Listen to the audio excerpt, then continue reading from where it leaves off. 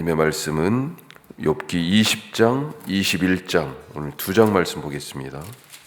욥의 친구 소발의 두 번째 말입니다. 욥의 말을 듣고 있자 하니까 화가 나서 참을 수 없다고 20장 2절 말씀부터 이제 대답하면서 그러죠. 그리고 자기를 부끄럽게 했다, 모욕했기 때문에 깨닫게 하는 영이 주시는, 여기서는 3절 말씀에 보면 슬기로운 마음이라고 나오는데 이게 사실은 깨닫게 하는 영, 이렇게 번역할 수 있겠어요. 그 영이 주시는 말로 내가 너를 반박해 보겠다, 소발의 말이에요. 우리가 첫 번째로 생각할 말씀, 내가 알고 있는 말하는 그 지식의 출처가 어딘가. 20장에서의 이 소발의 말을 요약하면 5절에 잘 나와 있는 것 같습니다. 악인이 승리하는 것 같아도 잠깐이고 결국 악인은 냉혹한 심판을 받게 된다.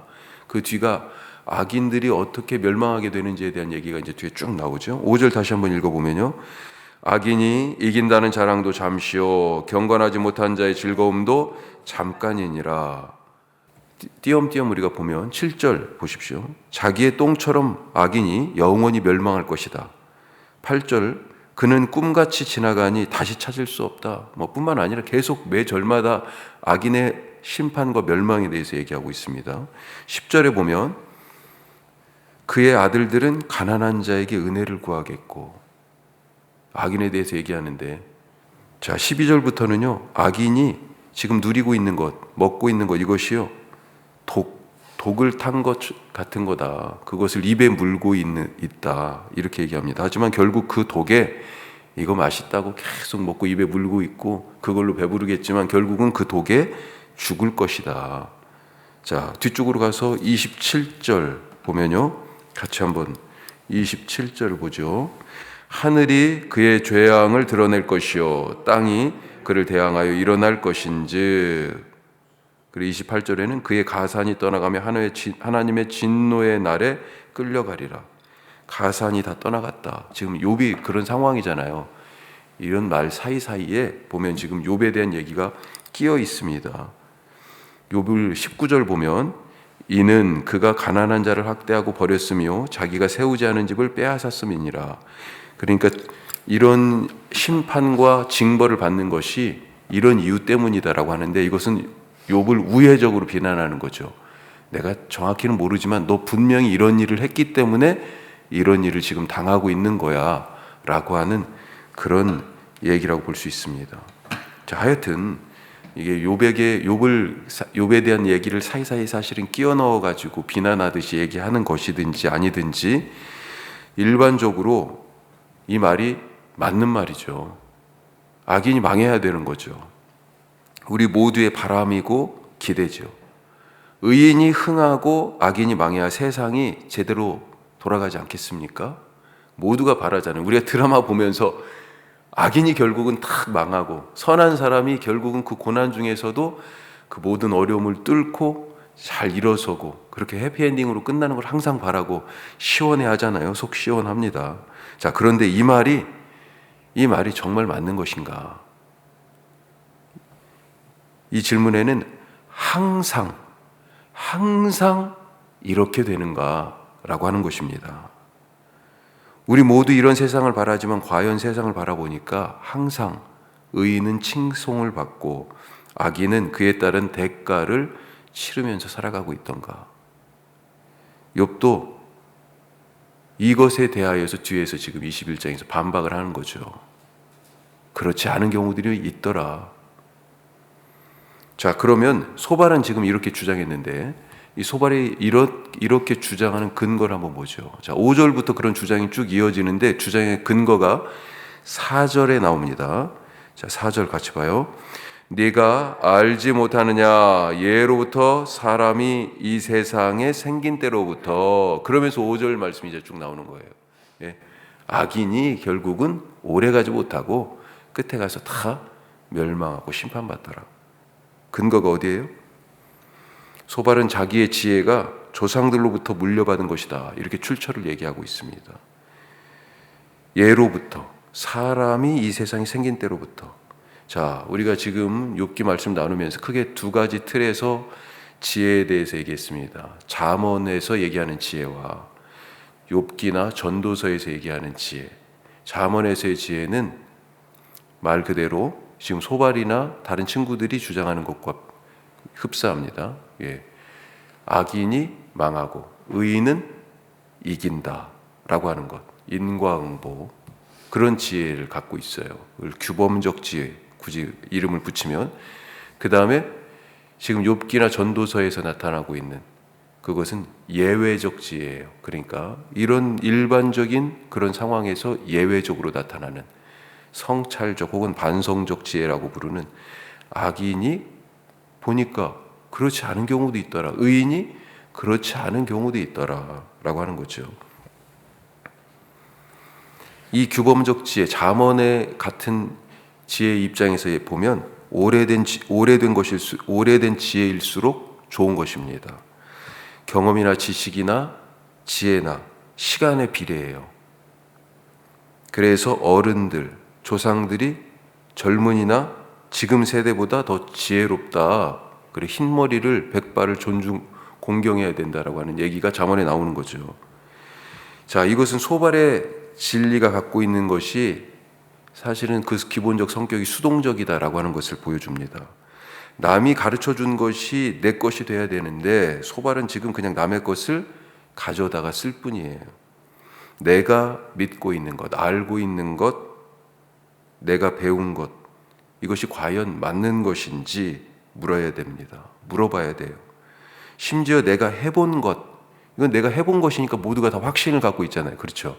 그런데 내가 해본 것에도 한계가 있잖아요. 경험이라는 것이 얼마나 협소하고 제한적입니까? 소발은 남의 지혜를 빌려다 쓴 것입니다. 자기 것이 아니고 남의 거예요. 이것이 과연 맞는지 진지하게 살피지 않았습니다.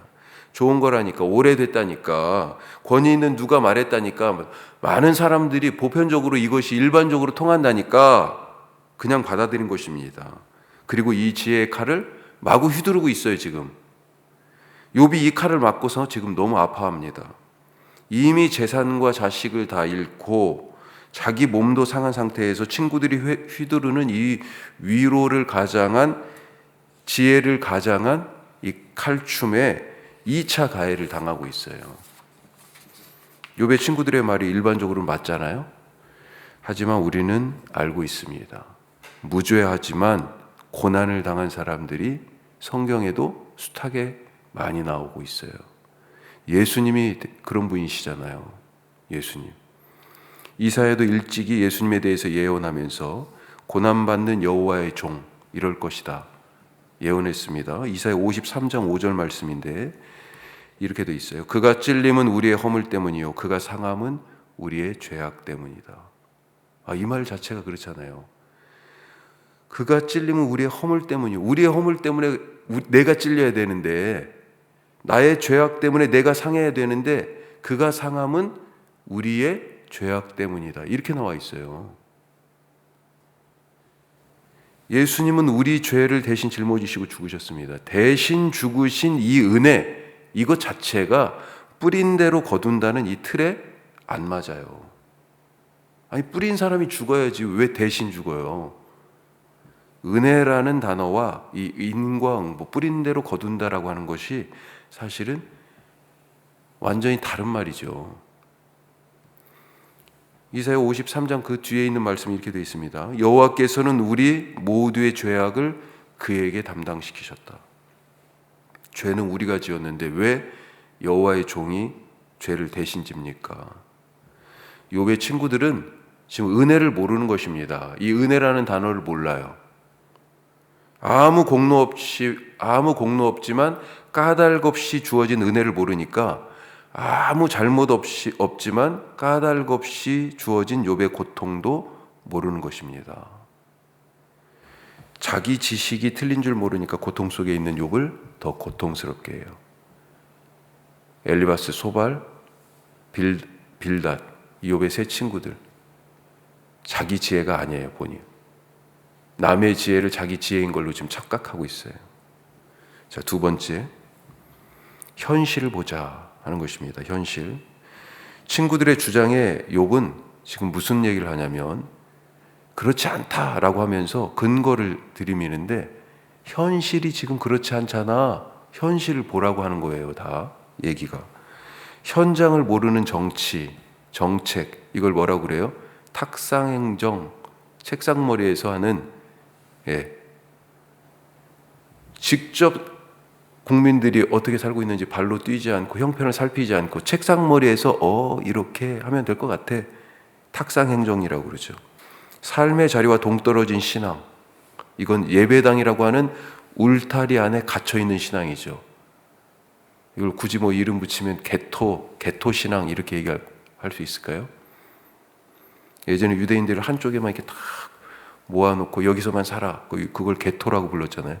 거기를 못 벗어나는, 우리가 이 예배당이라고 하는 건물 안에만 머물러서 여기서 서로 거룩하고 여기서 서로 찬송하고 여기서만 기도하고 여기서는 신앙이에요.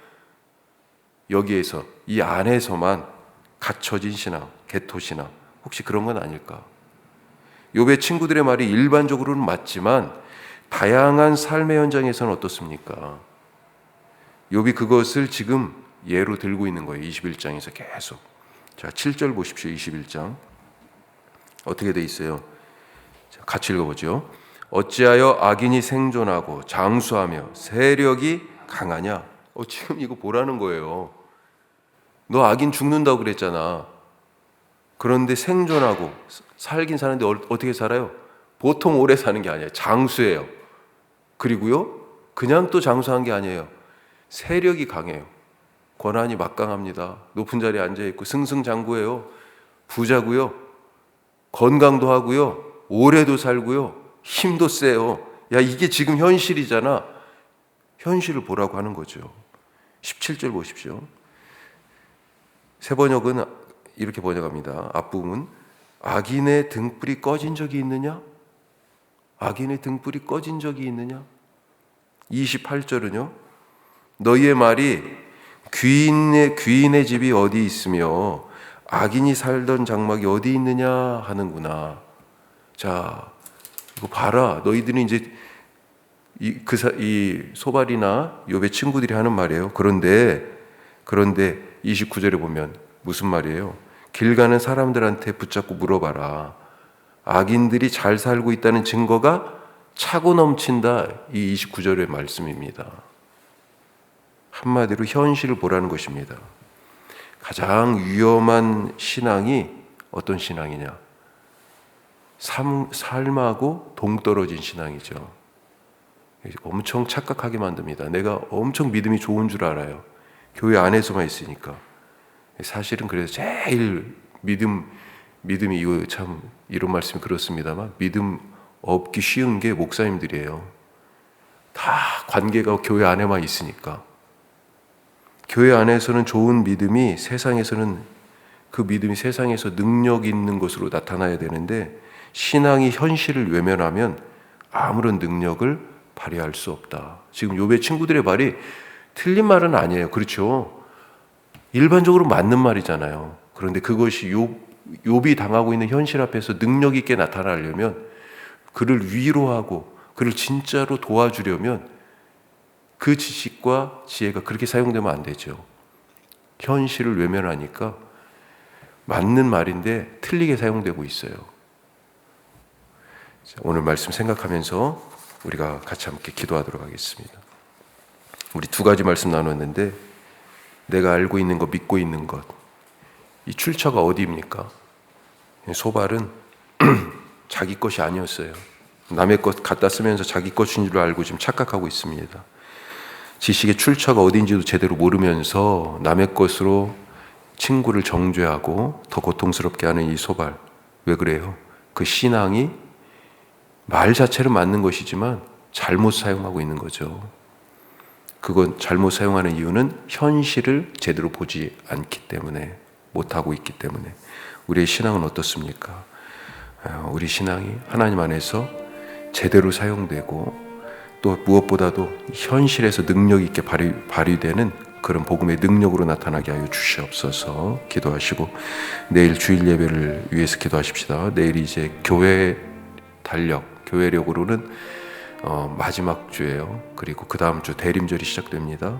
주님 어서 오시옵소서. 이번 주는 왕이신 그리스도 주일 그랬는데요. 주님이 내 삶의 왕으로 주인으로 다스려 주시옵소서 기도하시고, 전쟁이 아직도 끊이잖아요. 우리가 팔레스타인 전쟁 때문에 우크라이나 전쟁이 지금 좀 도외시되고 있는데, 우크라이나도 지금 얼마 전에도 러시아 점령지에 폭탄이 떨어져가지고 모여있던 사람들이 백여 명이 죽었어요. 팔레스타인 하루에 지금 100명, 200명씩 막 계속 죽어가고 있고, 위에서 기도해 주시기 바랍니다. 기도하겠습니다.